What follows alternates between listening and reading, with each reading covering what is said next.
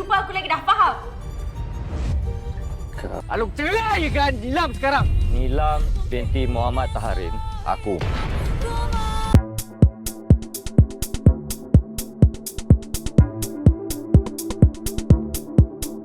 Pada video ini, admin akan kongsikan jalan cerita drama Isteri Rahsia Ungku Jabar, episod 13, 14, 15 dan 16 yang akan tayang minggu ini. Nilam memberhentikan langkahnya tepat di depan pintu rumah agam yang megah, namun terasa dingin. Di sisi, Jiyad, bekas kekasih yang kini menjadi adik iparnya, berdiri dengan renungan yang sukar ditafsirkan, melemparkan pandangan sinis yang jelas mencabar kedudukannya sebagai orang baru dalam keluarga itu. Namun Nilam tidak membiarkan dirinya dipandang rendah. Dia membalas renungan itu dengan ketegasan seorang kakak ipar yang menuntut penghormatan, sedar sepenuhnya bahwa sebarang tanda kelemahan di rumah itu hanya akan mengundang kehancuran. Di sebalik topeng ketegasan itu, jiwa Nilam sebenarnya sedang hancur.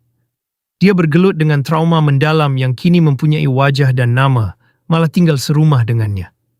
Setiap kali Jiyad mendekat dengan provokasi tentang statusnya sebagai isteri Ungku Jabar, Nilam merasakan sesak yang amat menyakitkan. Bagi Jiyad, kehadiran Nilam bukan sekadar hubungan kekeluargaan, tetapi satu permainan takdir yang belum selesai atau mungkin obsesi yang masih membara. Hubungan antara Nilam dan Ungku Jabar semakin meruncing apabila rahsia silam mula terbongkar seperti racun. Jabar, yang selama ini menjadi pelindung, mula dirasuki keraguan. Lelaki itu lebih cenderung mempercayai naratif yang memesongkan kebenaran pahit tentang sejarah hitam Nilam, malah tergamak menuduh istrinya tidak jujur tentang peristiwa duka yang pernah menimpanya. Ketegangan memuncak apabila Jabar menegaskan bahawa Nilam pernah melakukan hubungan terlarang bersama Jiyad atas dasar suka sama suka, bukannya kerana dirogol. Penemuan itu membakar kewarasan Jabar, mencetuskan pertengkaran hebat yang berakhir dengan tuduhan melulu, sehingga dia tidak lagi mampu memandang Nilam tanpa bayang-bayang pengkhianatan. Keadaan berubah menjadi semakin gelap apabila Jiyad mula bertindak melampaui batas moral. Dalam kesunyian dapur, dia secara rahsia mencemari minuman Nilam dengan bahan yang menyebabkan wanita itu rebah tidak sedarkan diri.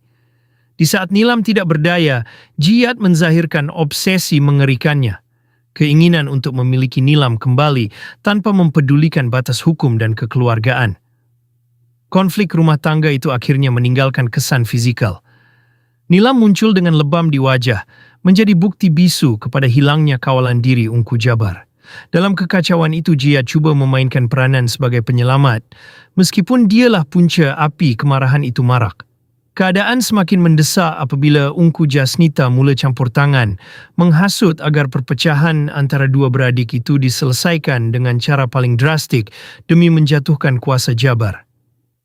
Di bawah terik matahari yang membakar, segala dendam dan duka akhirnya bertemu di satu titik penamat. Jiyad, yang tidak lagi sanggup melihat Nilam bersama abangnya, menuntut agar Ungku Jabar melepaskan wanita itu secara rasmi. Nilam hanya mampu berdiri kaku dengan mata yang berkaca-kaca.